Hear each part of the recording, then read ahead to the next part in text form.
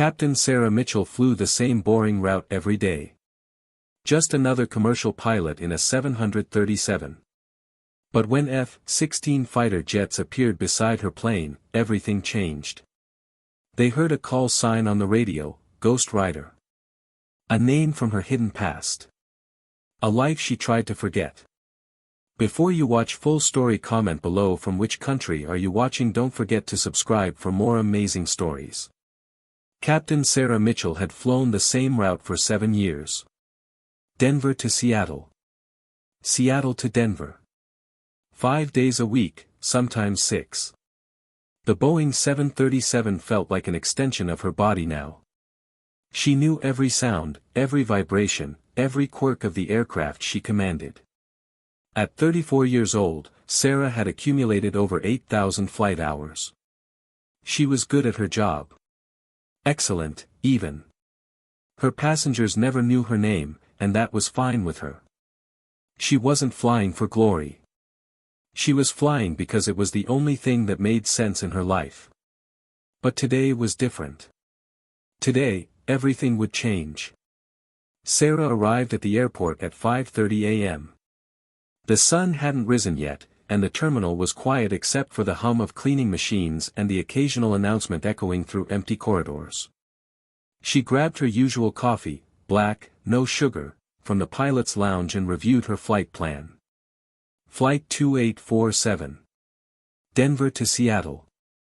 Departure time, 7:15 a.m. Flying time, approximately 2 hours and 40 minutes. Weather looked good. Clear skies most of the way, with some light turbulence expected over the Rockies. Nothing she hadn't handled 1,000 times before. Her first officer for the day was Tom Chen, a reliable co-pilot in his late 40s who had been flying commercially for 20 years. They had flown together dozens of times. Tom was already in the cockpit when Sarah arrived, running through the pre-flight checklist. "Morning, Captain," Tom said without looking up from his instruments. "Morning, Tom. Everything looking good?" "All green. We're fueled up and ready to go. Passengers are boarding now." Sarah settled into her seat and strapped in. She put on her headset and began her own checks. Altimeter.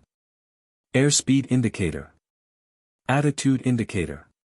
Heading indicator. Everything was exactly where it should be.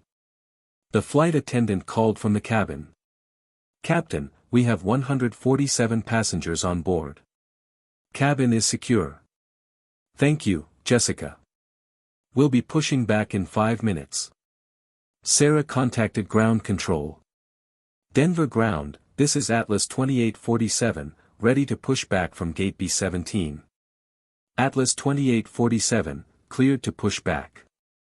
Contact ground on 121.75 when ready to taxi." The pushback tractor eased the aircraft away from the gate. Sarah started the engines, feeling the familiar rumble as they came to life. She switched frequencies and requested taxi clearance.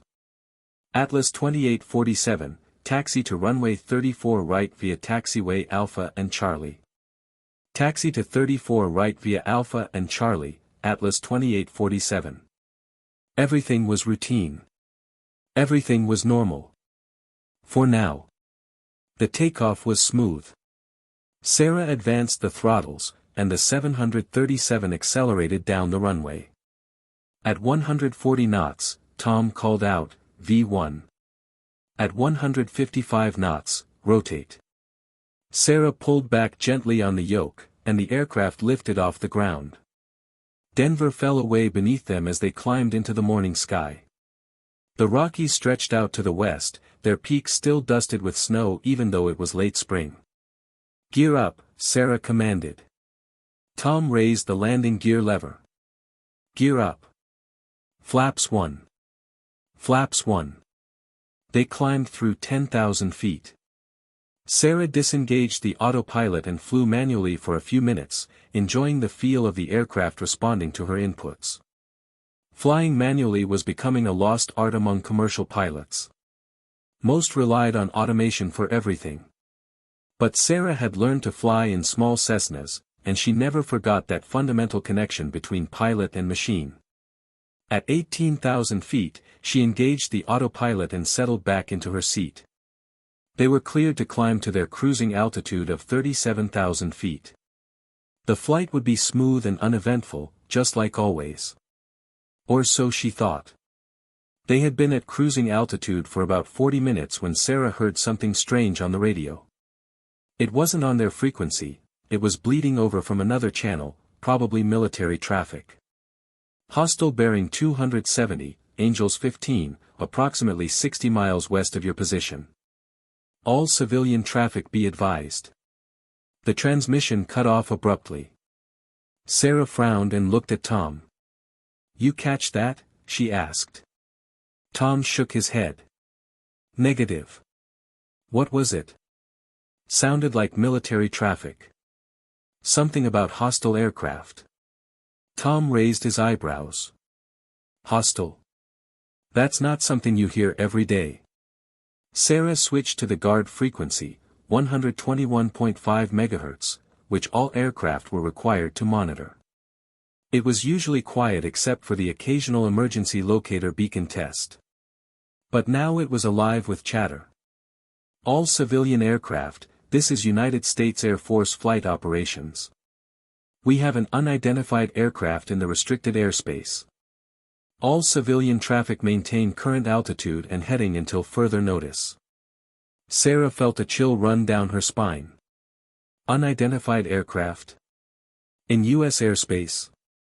That was almost unheard of, especially since 9/11. The air defense network was too sophisticated for anything to slip through unnoticed. She contacted Seattle Center. Seattle Center, Atlas 2847, did you copy that transmission about unidentified aircraft? There was a pause. Atlas 2847, affirmative. Continue on your current heading. We'll advise if any course changes are necessary. Copy that, Seattle Center. Tom looked concerned now. What do you think is going on? Sarah shook her head. I don't know. Probably just a training exercise that got too close to civilian airspace. Or maybe someone's transponder failed. But she didn't really believe that. There was something in the air controller's voice that suggested this was more serious than a simple equipment malfunction. 10 minutes later, Sarah saw them. Two aircraft, flying parallel to their position, about 2 miles off their left wing. They were fighter jets, F-16 Fighting Falcons, if she had to guess. Sarah had grown up near an Air Force base and had seen plenty of military aircraft over the years.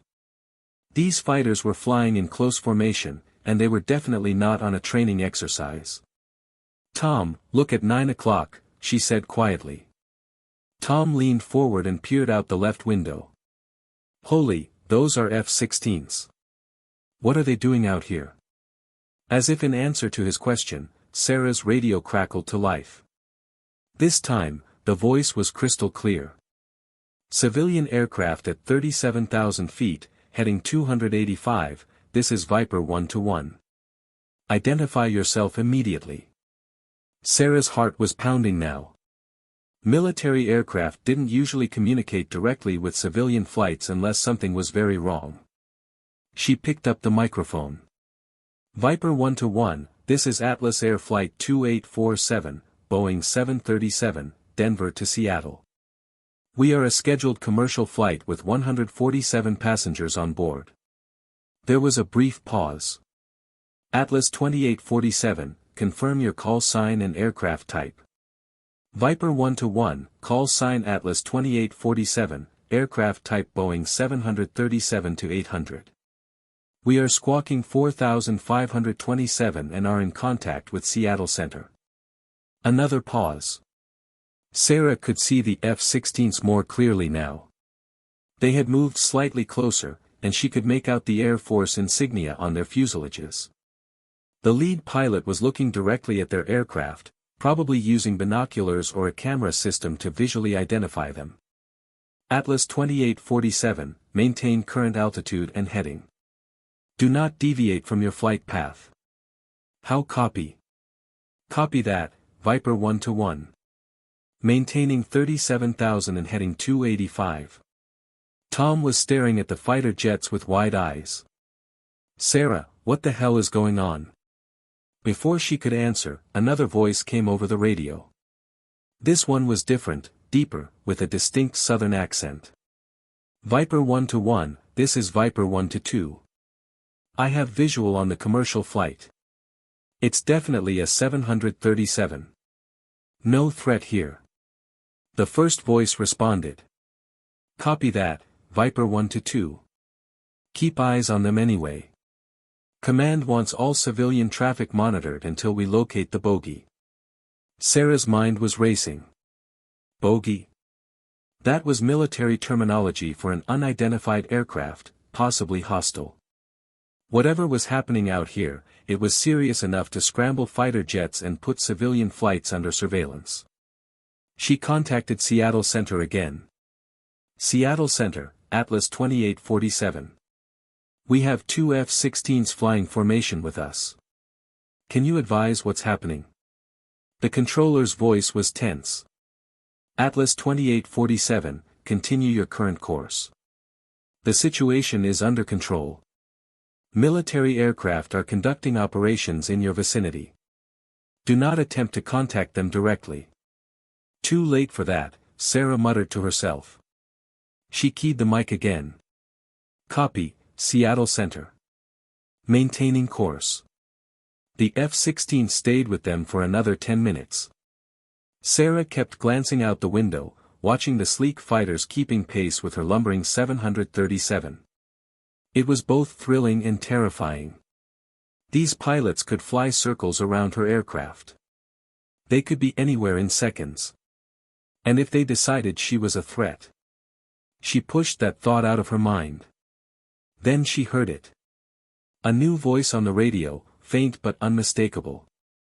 It was coming from the F-16s, probably on their tactical frequency, but something was causing it to bleed over onto the civilian channels. Viper flight, this is Ghost Rider. I have the bogey on radar.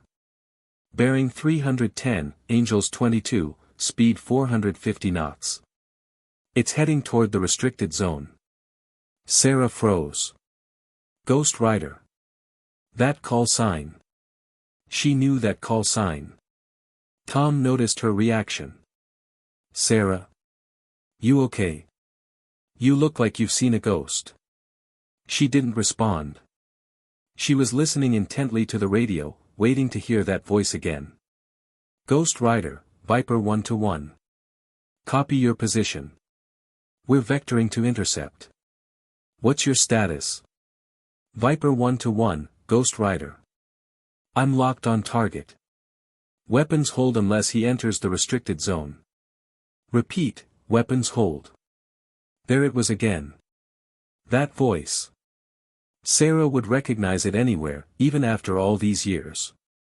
Even over a scratchy radio transmission at 37,000 feet. Her hands started to tremble slightly on the yoke.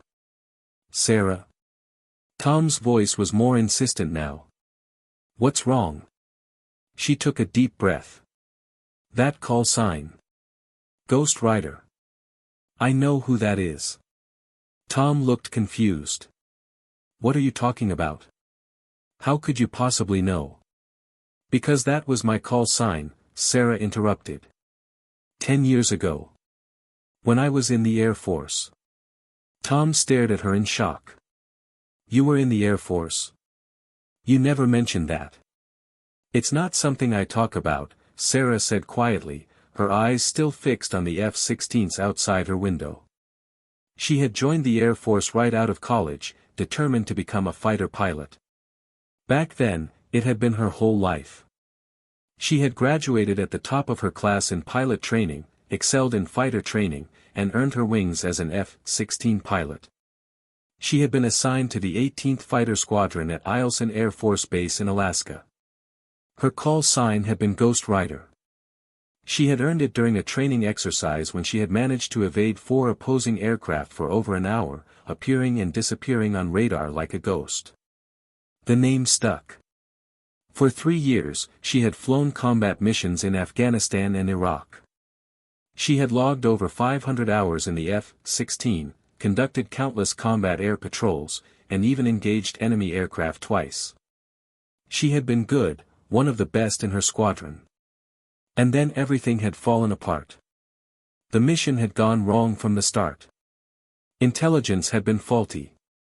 What was supposed to be a simple strike on a weapons depot turned into a nightmare when civilian vehicles entered the target area at the last second.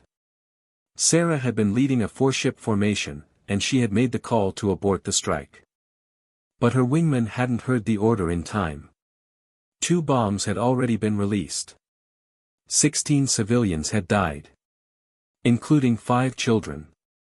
The investigation had cleared Sarah of wrongdoing.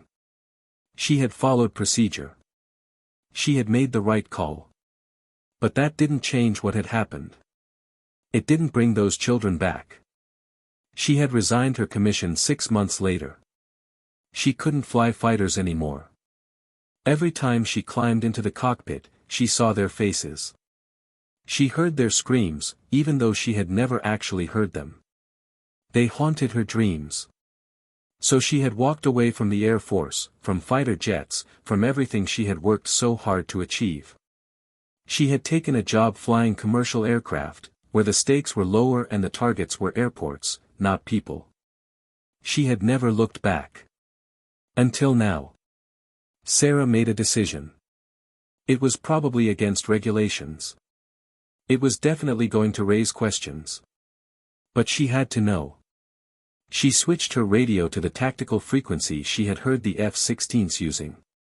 It was 271.0 MHz, a common Air Force tactical frequency. She shouldn't be monitoring it. Civilian pilots weren't supposed to listen to military communications. But she had to hear that voice again. Bogey is turning north.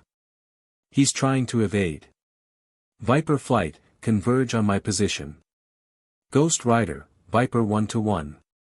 We're 2 minutes out. Sarah took a deep breath. Then she keyed her microphone. Ghost Rider, this is Ghost Rider. There was complete silence on the frequency. Sarah could almost feel the shock reverberating through the airwaves. Then, say again, last caller. Sarah's voice was steady now. Ghost Rider, this is Ghost Rider. Or at least, I used to be. 10 years ago. 18th Fighter Squadron. Eielson Air Force Base. Another long pause. Then a different voice came on, the southern accent from earlier, Viper 1-2. Whoever you are, this is a restricted military frequency. Civilian aircraft are not authorized. Stand down, Viper 1-2. It was the Ghost Rider voice, cutting in. I know who this is. Sarah felt her heart racing. He remembered. After all these years, he remembered. Sarah Mitchell, the voice asked, now with a tone of complete disbelief. Affirmative, Sarah replied. Captain Sarah Mitchell. Currently flying Atlas Air Flight 2847. I've got 2 of your Vipers escorting me, and I heard your call sign on the radio. How are you, Jake? Captain Jake Sullivan. He had been her wingman in Afghanistan. The one who had dropped those bombs. The one who had lived with the guilt just like she had. They had kept in touch for a while after she left the service, but eventually, they had drifted apart. It was too painful to remain connected to that chapter of their lives. I'm good, Sarah. I can't believe it's you. What are you doing flying a 737? Long story. What are you doing using my call sign? There was a slight chuckle, tinged with something that sounded like sadness. You left it behind. Somebody had to pick it up. It felt right, you know. Like keeping a part of you in the squadron. Sarah felt tears stinging her eyes. She blinked them away. I appreciate that, Jake. I really do. Ghost Rider, this is Viper 1-1. The lead F-16 pilot's voice was all business. We need to stay focused on the mission. That bogey is still out there. Copy that, Viper 1-1, Jake replied. Then, on a different frequency that Sarah could still hear, Sarah, I need to go. But it's good to hear your voice. Really good. Same here, Jake. Fly safe. You too. And Sarah? You were the best pilot I ever flew with. Don't forget that. Then he was gone, and Sarah was left alone with her thoughts, her passengers, and Tom staring at her with his mouth hanging open. Okay, Tom said slowly. You need to explain what just happened. Because from where I'm sitting, you just had a casual conversation with a fighter pilot who's chasing down a hostile aircraft, and you used to have the same call sign, and apparently you were in the Air Force, and I feel like I'm in some kind of alternate reality right now. Sarah couldn't help but smile, despite the tears still threatening to fall. Sorry, Tom. I should have mentioned the Air Force thing during one of our flights together. You think? Tom shook his head. So you were a fighter pilot? Like, for real? Flying F-16s and shooting missiles and all that? Something like that. It was a long time ago. And this Jake guy was your wingman? Yeah. We flew together in Afghanistan. We went through some difficult situations together. Tom seemed to pick up on the pain in her voice and didn't push further.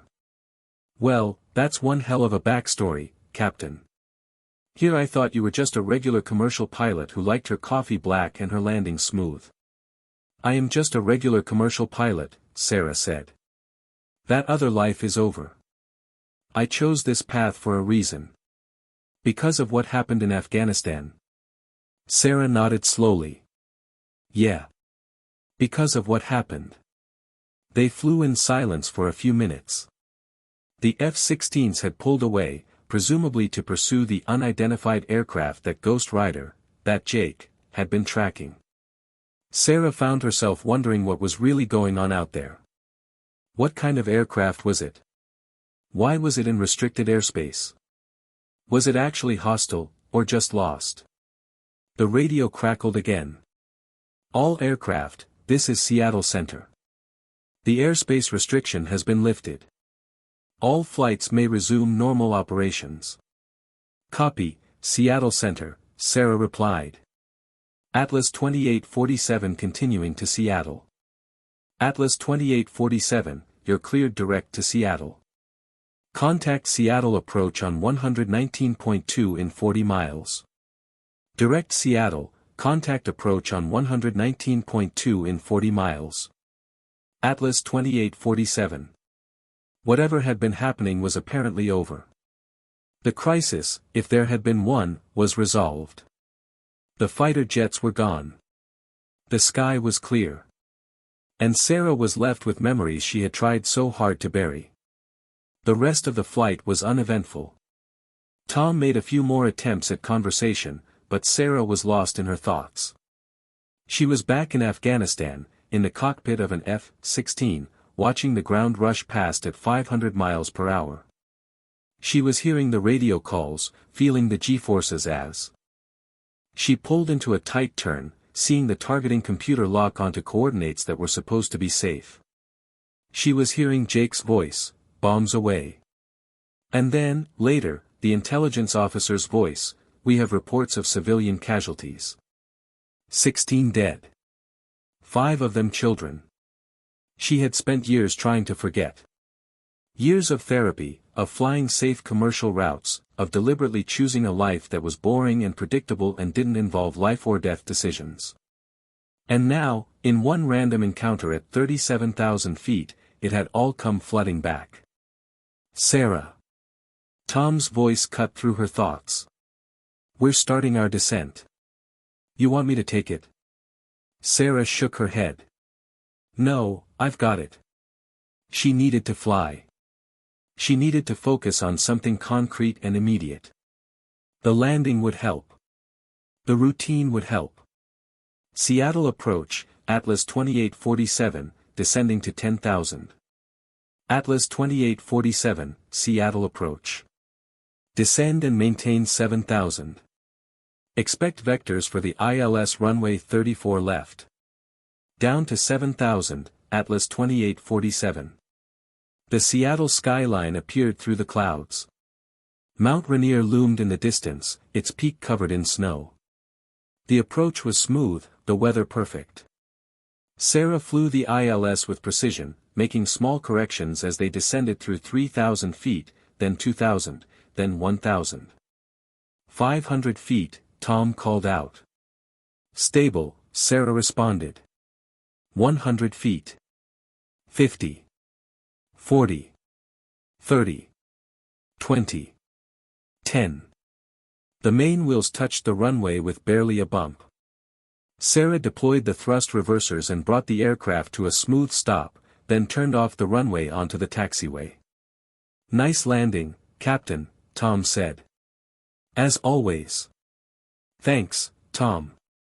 They taxied to the gate. Sarah went through the shutdown procedures on autopilot, her mind still elsewhere. The passengers deplaned, thanking her as they passed the cockpit.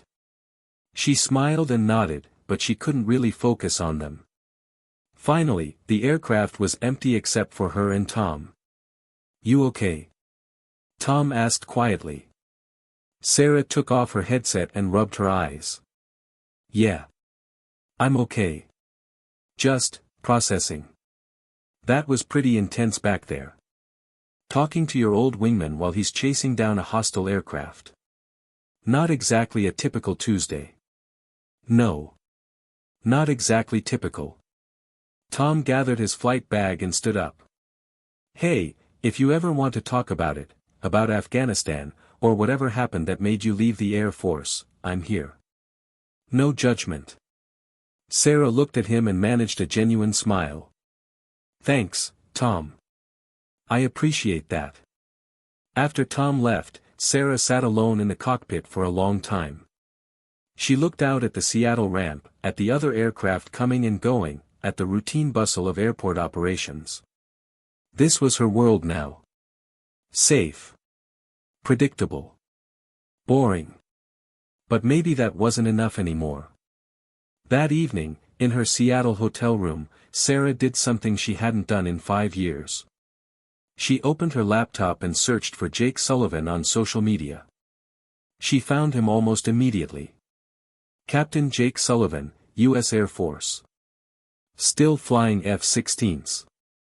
Still based at Eielson. His profile picture showed him in his flight suit, standing in front of an F-16 with Ghost Rider painted on the side.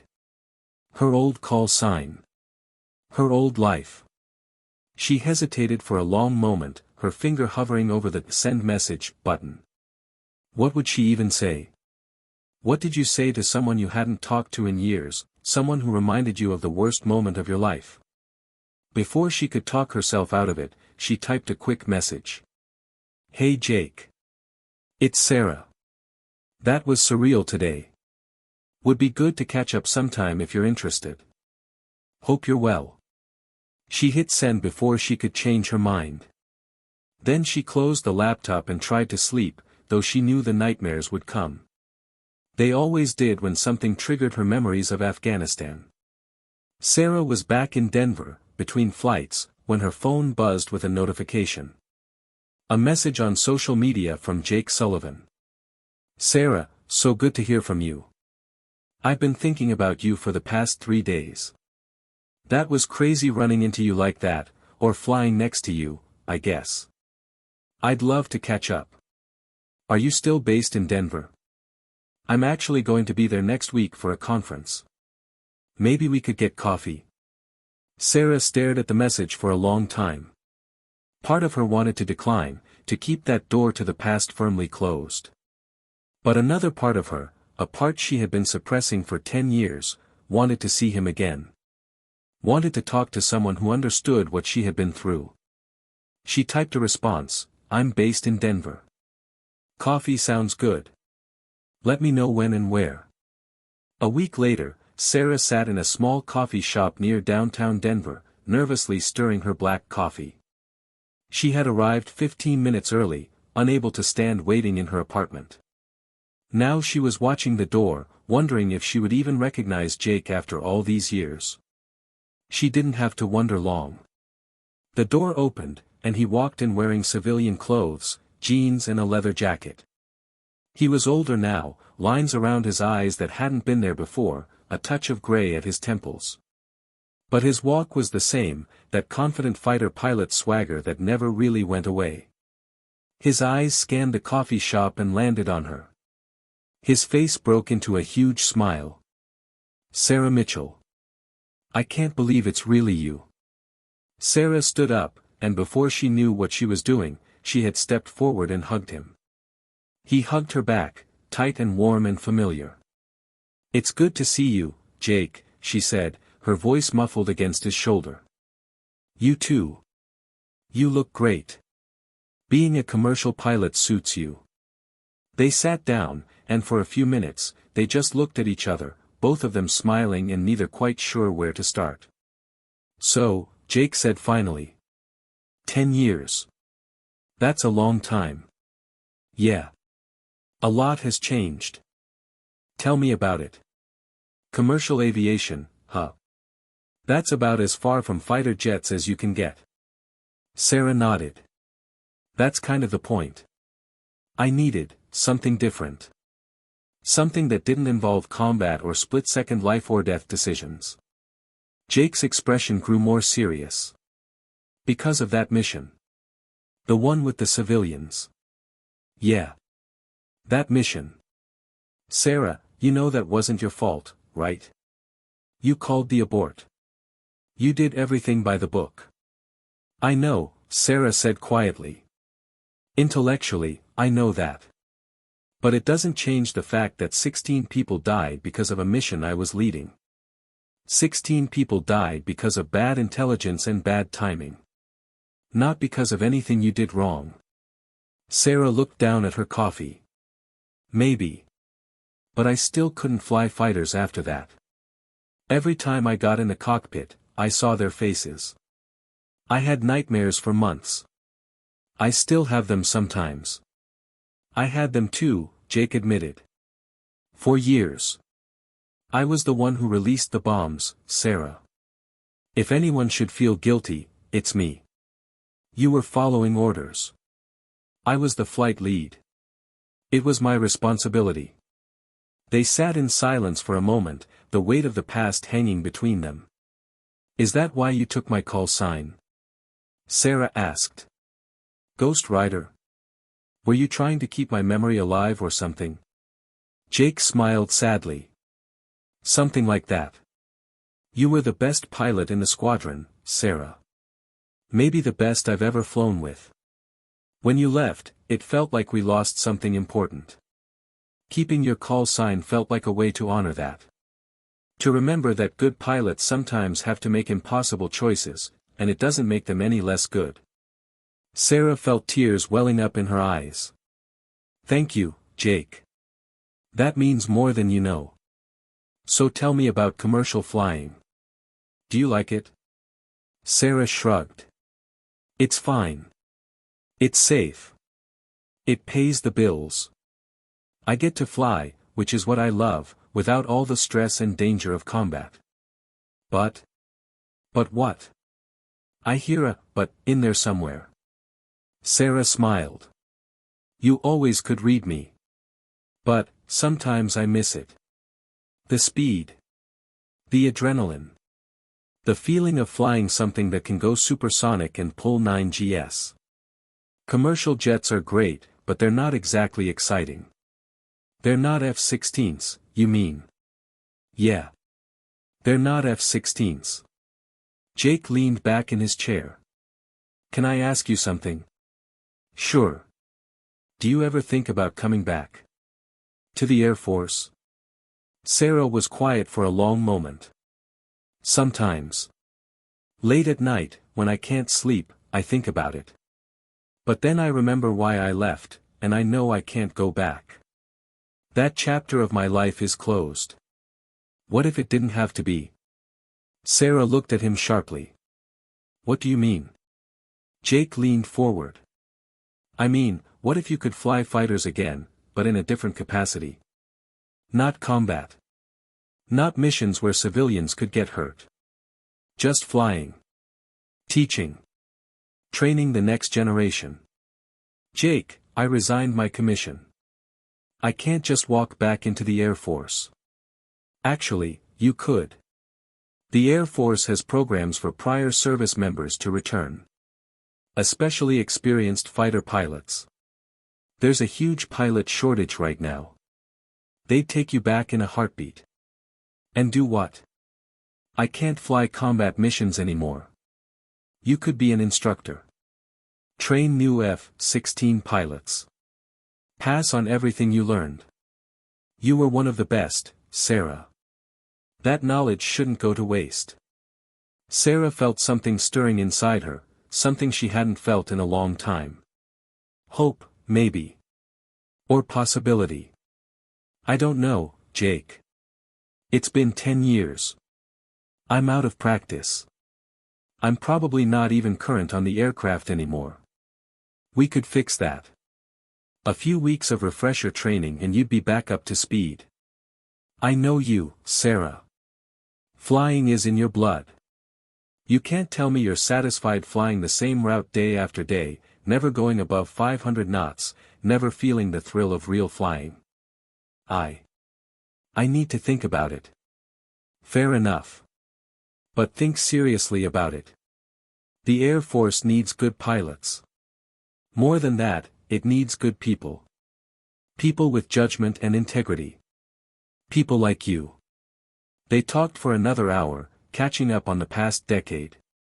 Jake had gotten married and divorced. He had been promoted to major and was now the operations officer for his squadron. He loved what he did, despite the long hours and frequent deployments. Sarah told him about her life in commercial aviation, about the places she had seen and the routine that had become both comforting and suffocating. She talked about her small apartment in Denver, her quiet life, her inability to form lasting relationships because part of her was still stuck in that moment over Afghanistan. When they finally said goodbye, Jake gave her one last hug. Think about what I said, Sarah. You belong in the sky. Not just in the sky, you belong in a fighter jet. Don't let one bad mission define the rest of your life. I'll think about it, Sarah promised. I really will.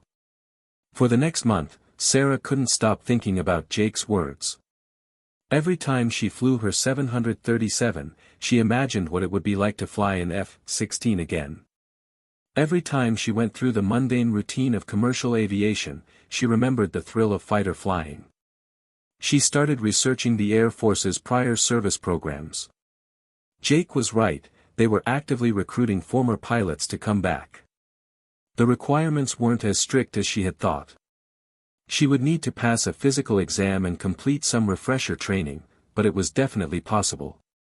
She thought about what her life had become. Safe. Predictable. Boring. And she thought about what it could be. Exciting. Meaningful. Scary. The nightmares were still there. They probably always would be. But maybe Jake was right. Maybe the best way to honor those who had died wasn't to hide from flying, but to ensure that future pilots were trained well enough to make better decisions than she had made. She could teach. She could pass on her knowledge. She could help create a new generation of fighter pilots who were skilled and thoughtful and aware of the consequences of their actions. One evening, sitting in her apartment with her laptop open, Sarah made a decision. She pulled up the Air Force recruitment website and began filling out an application for prior service members. Her hands shook slightly as she typed. This was huge. This was life-changing. This was terrifying. But it felt right. For the first time in 10 years, Sarah Mitchell felt like she was moving forward instead of running away. Captain Sarah Mitchell, or rather, Major Sarah Mitchell now, stood on the flight line at Eielson Air Force Base, looking at the F-16 in front of her. It had been freshly painted, and on the side, in bold letters, were the words, Ghost Rider 2. Jake walked up beside her, also in his flight suit. Welcome back, Sarah. Welcome home. Sarah smiled. It's good to be back, Jake. Scary as hell, but good. You ready for your first training flight? As ready as I'll ever be. It's been a long time since I flew one of these. You'll do fine. It's like riding a bike. A very fast, very expensive, very dangerous bike. Sarah laughed. Thanks for the reassurance. She climbed into the cockpit, and it all came rushing back. The smell of jet fuel and hydraulic fluid. The feel of the ejection seat beneath her. The view from the canopy. This was where she belonged. She went through the startup procedures, her hands moving automatically through the familiar sequence. Engine start. Systems check. Radio check. Tower, Ghost Rider 2, ready for taxi. Ghost Rider 2, taxi to runway 31. Winds 310 at 15. Sarah taxied out to the runway, Jake following behind in Ghost Rider 1. They lined up on the runway together. Ghost Rider flight, cleared for takeoff. Ghost Rider 1, rolling. Ghost Rider 2, rolling. Sarah advanced the throttle to full power and released the brakes. The F-16 leaped forward, accelerating rapidly. At 150 knots, she pulled back on the stick, and the fighter lifted off the runway. The ground fell away. The sky opened up before her. And for the first time in 10 years, Sarah Mitchell felt complete. She climbed steeply, the G-forces pressing her back into her seat. Jake was off her right wing, perfectly positioned.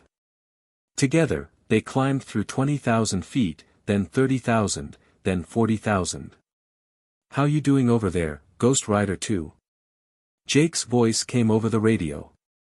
Sarah looked out at the world spread below her, the mountains, the forests, the endless sky. She felt alive in a way she hadn't felt since she had left the Air Force. I'm doing good, Ghost Rider 1. Real good. Ready to see what she can do? Absolutely. Follow me. Jake rolled his F-16 inverted and pulled into a split S, diving toward the ground before pulling up in a high G-turn. Sarah followed, feeling the familiar strain as the G-forces built, her vision narrowing slightly before her conditioning and training kicked in. They flew for an hour, practicing basic fighter maneuvers, reacquainting Sarah with the aircraft. By the end of the flight, she was exhausted but exhilarated. As they returned to base and landed, Sarah realized something important. The nightmares would probably never completely go away. The guilt would always be there, lurking in the background.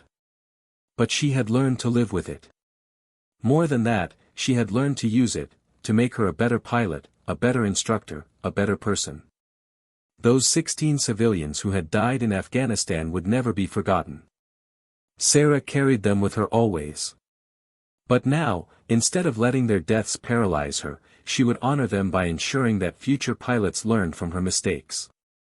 2 years later, Major Sarah Mitchell stood in front of a classroom full of young pilots. They were fresh out of flight school, eager and confident and completely unaware of how much they still had to learn. Today, Sarah began, we're going to talk about something that doesn't get discussed enough in pilot training. We're going to talk about failure. About what happens when a mission goes wrong. About how to live with the consequences of your decisions. The students shifted uncomfortably. This wasn't the usual triumphant fighter pilot story they were expecting. 10 years ago, Sarah continued, I was leading a strike mission in Afghanistan. Everything was planned perfectly. Intelligence was solid. Timing was right. And then, at the last second, civilian vehicles entered the target area. I called an abort, but it was too late. 16 civilians died. 5 of them were children. The classroom was completely silent now. That mission didn't end my career. The investigation cleared me of wrongdoing. But it changed me forever. It made me realize that being a fighter pilot isn't just about speed and skill and bravery. It's about judgment. It's about knowing when to pull the trigger and when to hold fire. It's about living with the weight of your decisions, good or bad. Sarah looked at each of the young faces staring back at her. Some of you will face situations like that. Maybe not exactly like that, but situations where you have to make split-second decisions with lives hanging in the balance. And I can't teach you how to always make the right choice. But I can teach you to think critically, to question your assumptions, to never become so confident that you forget the stakes. She paused. I left the Air Force after that mission. I couldn't fly fighters anymore. I spent 10 years flying commercial aircraft, trying to forget. But you can't forget. You can only learn. And eventually, I realized that the best way to honor those who died was to come back and teach. To make sure the next generation of pilots is better than I was. One of the students raised a hand. Ma'am, what made you come back? Sarah smiled. A chance encounter at 37,000 feet. A call sign I thought I'd left behind. And a reminder from an old friend that running away never solves anything. After class, Sarah walked out to the flight line. Jake was there, getting ready for a training sortie. How'd the lecture go? He asked. Good, I think. Those kids need to hear the truth, not just the glory stories. You're doing important work, Sarah. Those pilots are lucky to have you. Thanks, Jake. And thanks for everything. For keeping Ghost Rider alive. For convincing me to come back. For being there. That's what wingmen do, Jake said with a grin. We watch each other's backs. Sarah looked up at the sky, where two F-16s were climbing out on a training mission. She could hear their engines roaring, feel the vibration in her chest. This was where she belonged. Not hiding from her past, but learning from it. Not running from her mistakes, but using them to help others. She had been just a commercial pilot, flying the same safe routes day after day. But that encounter with Jake, that moment when she heard Ghost Rider on the radio and remembered who she used to be, had changed everything. Now she was Major Sarah Mitchell, F-16 instructor pilot. And she had finally made peace with her past.